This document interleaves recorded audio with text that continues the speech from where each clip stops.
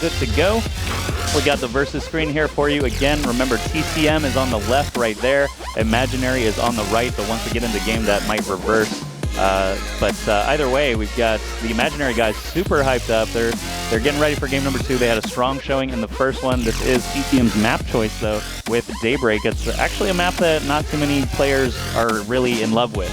I will say that. So, you know, some players were actually saying Daybreak is probably their least favorite in the pool. So maybe this is a tactic by TCM, knowing that it's not a super popular pick, that if they've got some, you know, good strategies on it, or they think that Imaginary just hates it so much that they're going to perform poorly, then that's a great little mind game for them. So we'll see if TCM does in fact have something in mind, as Crew is going to be our first attacker once again for Imaginary. Well, it's a map that we've seen a lot of people struggle on the attacking rounds with. There's you know, the great defensive positions with those fences. Crew coming over to the left side, and he actually has a really great opportunity to take down Drakeus here if he gets a shot. It does leave him a little bit exposed, and so that's the thing. We usually see people coming over the right side of this map, but the left side, and we were talking about this earlier. Yeah, I was just going to say that exact hill that he was standing on, I just pointed out to James before the game, but Crew does get taken out.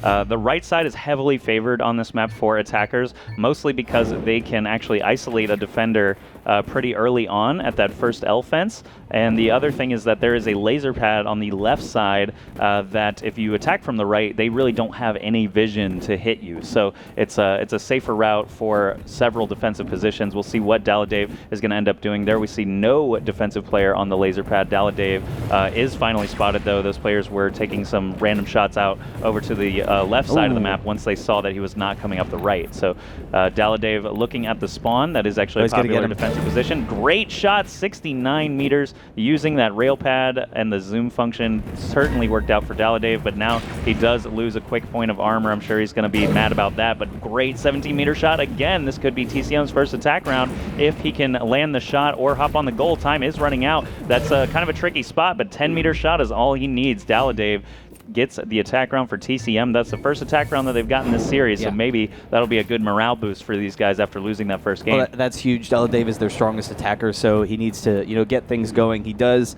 I'm a little surprised. It looked like Imaginary actually lost vision of him when he went over onto the laser pad. So, you know, Moon L, particularly from that spawn point, maybe needed to get some rockets on him. But it looked like, you know, maybe caught him stationary. Oh, double tap already. Yeah, Daladave just firing down, and Moon L.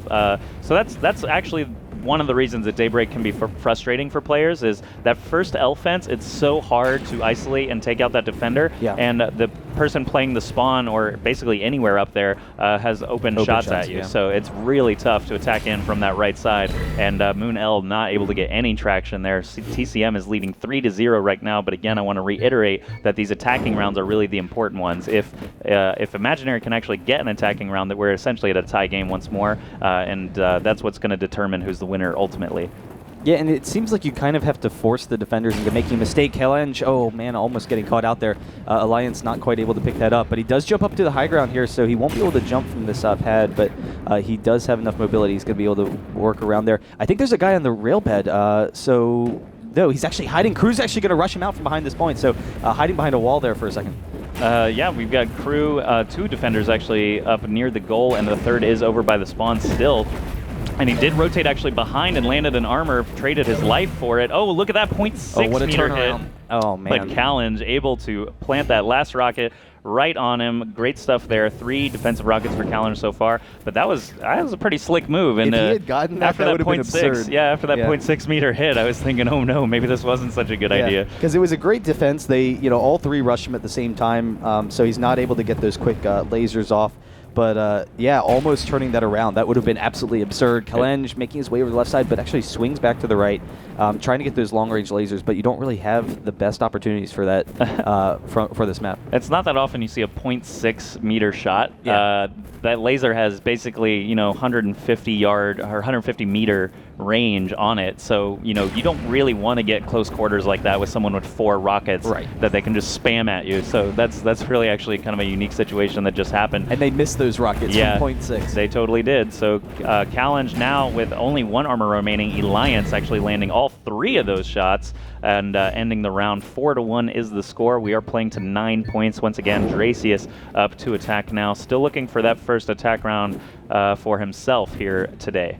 Yeah, so he tries to pick off Crew there on the right side, can't quite grab him. He does see Kalenge over on the left, I believe, grabbing a rocket there, but then is going to be jumping up to the left. We'll see. Is there a guy up there? Yeah, it's actually Kalenge, and he does actually just skip right past him, so he might be able to pick off Moonell in the back if he can just isolate him for a second here, but we'll see if they regroup. Oh man, Dracius getting caught in that pit. Do you see the little wooden sticks that stick out? That actually makes it hard to wall jump out of.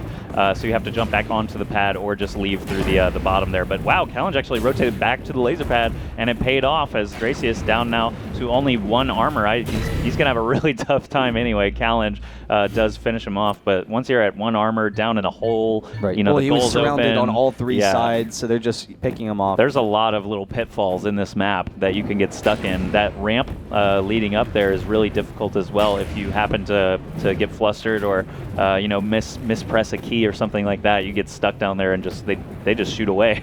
Oh, he's coming over top of him. He's going to go for the quick shot. 5-meter hit. Great job by Crew. So jumping down on top of him, the death from above, going for Kalenge over on the side, or that's Moonell, but almost grabbing him. That would have just sealed the deal almost. So we'll see how he takes a shot here. He is going to be back and approaching from the right side, looking for Dave there. Oh, barely missing him. He just hits the rocket. Yeah, hitting the rocket instead, but he knows he's there.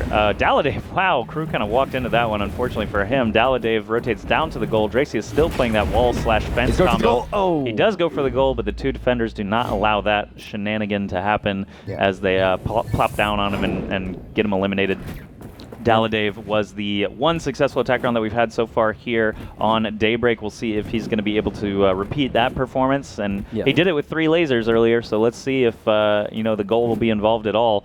He did actually have a very strong opening last time he did it with that laser pad zoom feature, so we'll see if he's going to try and make use of that once more. It looks like the imaginary defenders actually have rotated off to a new defensive position to try and prevent that from happening. All right, so he does jump over to the left, trying to grab Crew there, take away that defensive posturing from that fence, but he does get taken down. 1 shot from Crew. He is going to back off to the right and actually rush him at the point, go for the jump shot, can't quite grab it. So down to 1 armor, Moonell holding him off as well. So they're actually rushing him down. He does drop.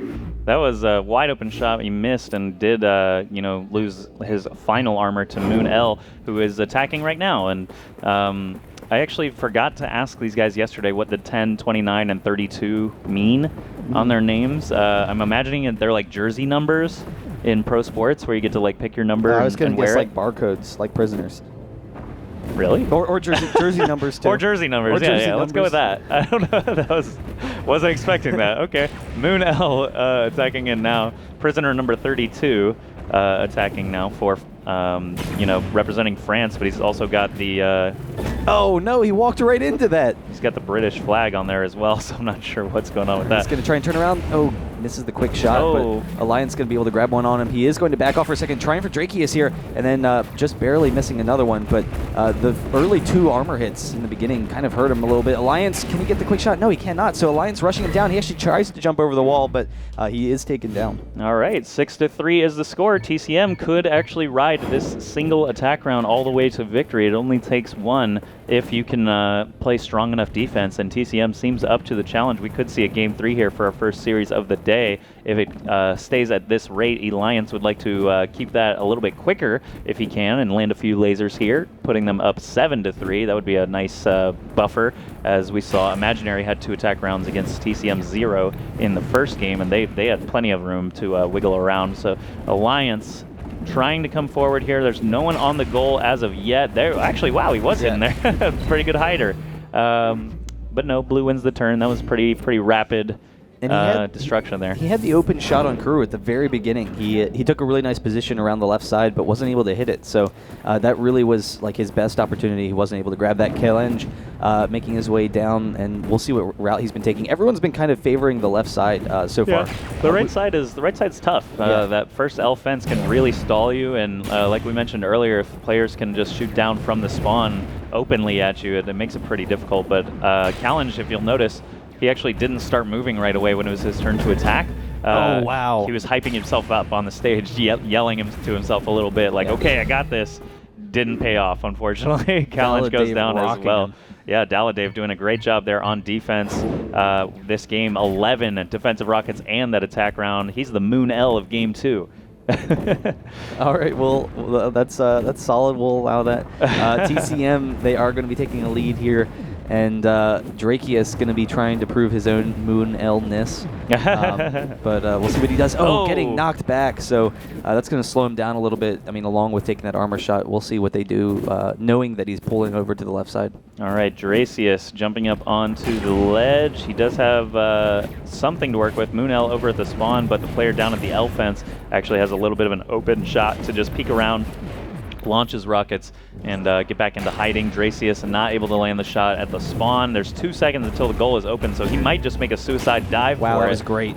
He misses the shot on Moonel from point-blank range and does actually pay for it. While he's mid-air, he does get destroyed there. I love the transition that Moonel just did there, because they saw they had perfect vision on him on the laser point, and then rather than going for the shots while he was stationary, they're like, all right, they had a caller. He's like, hey, just sit back. He's not going to get any shots on you. And then the second he leaves the pad, Moonel runs up to flank him, so leaves his position, knows he's not going to have vision of him, is able to get behind. Crew making his way over to the left side, does jump in that laser pad once again, trying for a shot, but they do have vision on him, so he's not going to have an opportunity there. Alliance trying to take some pot shots, but we'll see what Crew does now. All right, Crew still not able to actually get anything done. Alliance hitting him with that first rocket. He's looking around for another route, but instantly spotted by that defender again. He's going for the aerial move that we saw. I think he has him isolated. He pulled it off last time, but this time not as successful, and now the goal's going to be open. He's down to just 1 armor. Things are not looking good for Crew. He does eliminate one of those defenders, but Daladave does get retribution very swiftly. 12 defensive rockets for Daladave so far, and he's back on the attack. He's still the only successful attacker this entire map, and might be the reason that we force a game 3 here. He has a chance to seal the deal right now with a few lasers or a goal capture. Oh, it is map point, so Daladave, he can get it, or they could get it. Next one, 86 meters on the spawn there. Moon L did not have a chance, and Daladave already with plenty of time. There's no one here at the L fence to contend with. He has him isolated if he just ignores Crew. He actually wants to kill Crew. Crew is the one that's exposed. But he misses the open shot by just 9 centimeters. Thankfully for him, he has 3 armor still intact. He has some time to work with, 10 seconds before the goal is open, and actually you like this situation where if you're on either side of the fence, you have something to shoot at. So Daladave versus Crew. Crew is going for it. He gets 2 of the rockets. He lands the 3rd one. Super clutch defense to keep Imaginary in this second game, and Moon L has a chance to tie things up here. This must win. Basically, the last chance that Imaginary has to take this series 2-0 if he can tie things up, but if not, TCM will force that game 3 and Imaginary will have the map choice. Yeah, but a great defense the last round, so at the very least they have that going for them. But Moon L, he's going to be making his way in, but does miss all of those rockets actually. But I love the aerial move here. I actually have not seen this really until this tournament, that they figured this out, that they can leap onto the fence and try and get that aerial shot, and he does it perfectly. You can tell these Imaginary guys have practiced this, as Crew pulled it off earlier, and Moon L did it equally well. 8 centimeter miss, just barely for Moon L. He does have a good situation here. You couldn't really ask for much better at this point. Yeah, as long as he doesn't get any pot shots. He actually could rush the point. They're actually not on it. He does get the one. Next shot wins. Daladave with the clutch defense. Once again, Daladave had the game of his tournament there. 15 defensive rockets and the attack round. Okay, so 15, there's an insane amount of defensive rockets. Just really strong play there, carrying his team. Very good stuff there from Daladave. Let's see if he can carry that into a 3rd game and actually imagine